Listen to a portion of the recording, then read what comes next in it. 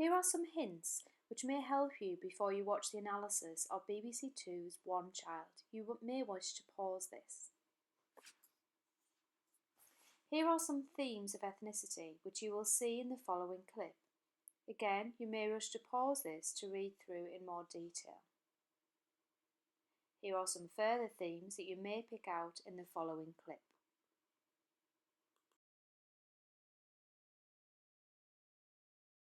The scene starts with a close-up, shallow focus of a Chinese Buddha. This is symbolic of May's past and May's heritage, even though she was adopted and her adoptive parents live in Britain.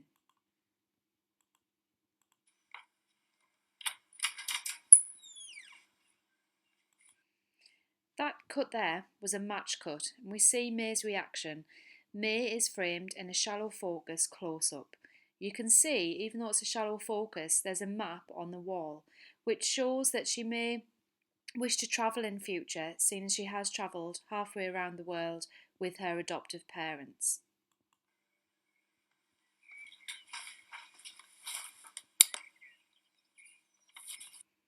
The close-ups here of her memory box show her secretive, precious past, that May still clings on to these memories even though she's never met her birth parents. Here we see the Chinese dragon, which again is symbolic of her culture and her heritage.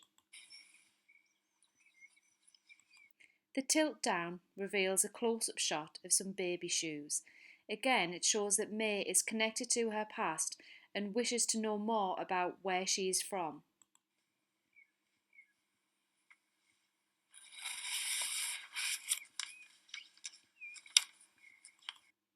Here we see the adoption certificate with the Chinese writing, which again reflects where she is from.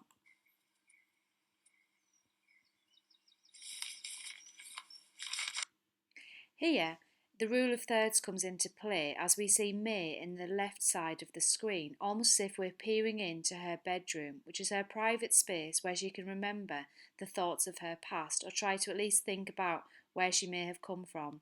We can hear the ambient sound of birds, which again reflects and emphasises the fact that her adoptive parents live in a large family house set in the countryside, which is juxtaposed with where her birth parent is from.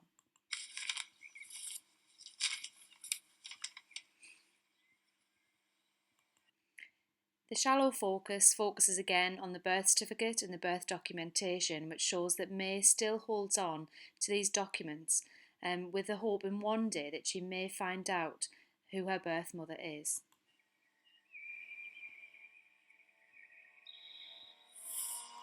At this point, we hear some non-diegetic strings incidental music, which adds to the tension and makes us feel a little bit ominous about this situation and the prospect that May's facing of having to actually meet her birth parent.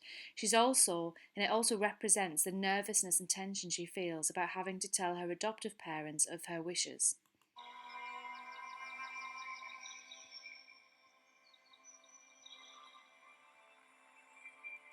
The focus here is very significant as it really becomes quite blurry and very shallow focused.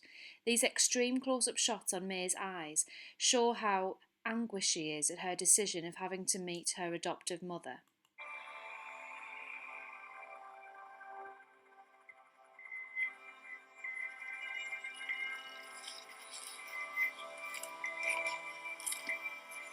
As she closes the box, it's almost as if she wants to keep those memories hidden.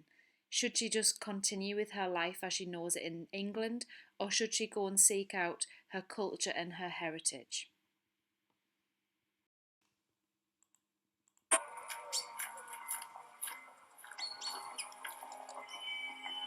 Here we have the non-diegetic music. This shot's quite an interesting shot here because it's an extreme long shot of May and her adoptive parent walking the dog. In the composition, we can only see blue sky. It's completely blue, the lush green land, which is in complete juxtaposition to where May finds herself in the next scene. The sounds there, the non-diegetic sounds, almost sound tinny and futuristic, as if May's contemplating her future and perhaps that connection with her birth mother. We then have an elliptical edit, and we're taken straight into an area which is completely different to the previous shot. So we're in the airport as May arrives. Not the airport, sorry, she lands in the bus station here, and you can see that it's densely populated, very, very different to where May was previously.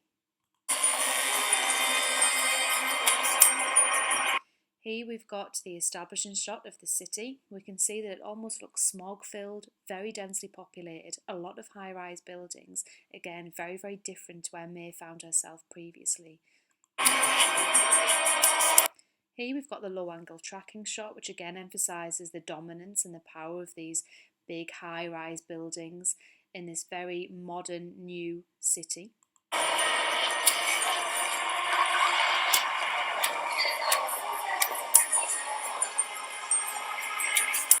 The music continues, so it acts as a sound bridge across these shots. And again, we've got just low, ominous incidental music with that kind of tinny futuristic sound.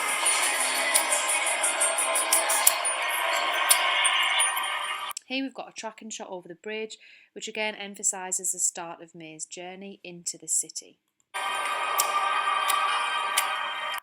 We have lots of close-ups here of May and eyeline matches of her looking out of this taxi window, as if she feels quite secure in the taxi because she's safe, but she's looking quite pensive and quite nervous about what's going to happen once she arrives in there and she has to meet her birth mother.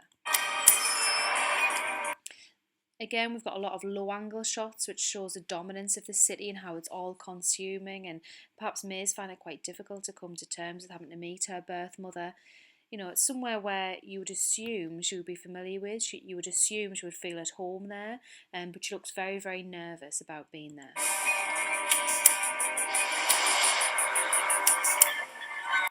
In a moment, we'll see a jump cut. Remember, a jump cut isn't where you jump to a different scene. It's from within the same scene, but there's a break in the action. Now, all the way through so far, we've seen continuity editing because the editing has maintained temporal and spatial continuity as May has made her journey through the city. This is the eyeline match. So we see an eyeline match of May looking out the window, looking at all the shops, which are very, very different to what she experiences in England and the UK. Obviously, there's Chinese writing. Again, she can't understand the writing because even though she's from China, she can't speak the language. The quick cuts here also represent that there's a lot to take in for May. There's a lot to try and absorb and digest. Now, if you watch very carefully in this shot here, this is where we see a jump cut. There, so we saw that jump, that break in the action. So in one shot there was a couple of people, in the next shot straight away we've got a lot of people, which again shows a state of mind, shows the tension, the nervousness that May's feeling at this point. Here we've got the master interior shot of the reception. Again, it just emphasises how grand the reception is. You obviously have to have a lot of money to stay there.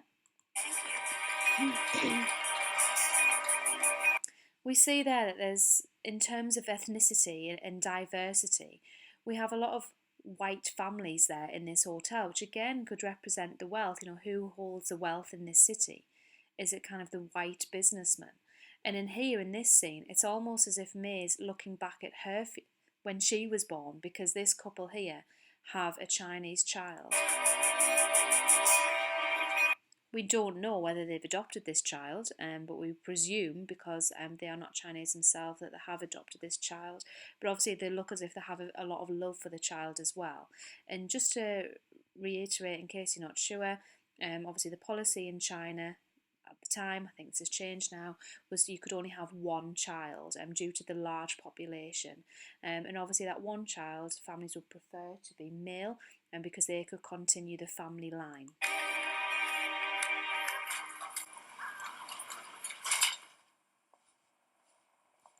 As soon as we go into the hotel room, we have quiet and peace, and it's almost as if May's just contemplating her thoughts, and we do get an eyeline match as she looks out of the window, and at this point she's higher up in the city, so it's as if she's looking down and she's kind of elevating herself, ready to meet her birth mother.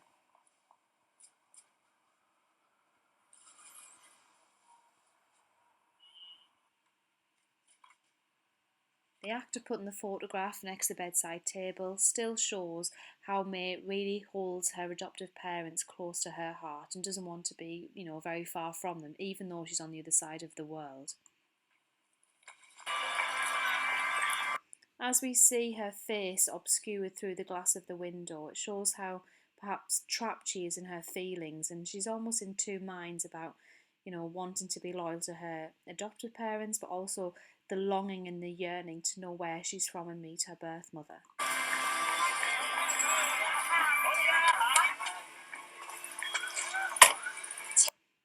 Here, May meets Pan. This is the journalist who's organised the meeting between May and her mother. It's interesting that Pan speaks in English to May and she greets her. The mode of address, which is the dialogue, is very formal, very welcoming, very polite. But May, she's tried to learn Mandarin and she does speak Mandarin to Pan to try and show that she is trying to absorb herself in her own culture. May, hello. I am very pleased to meet you. 谢谢你安排. You speak Mandarin? Only a little. I've been practicing that.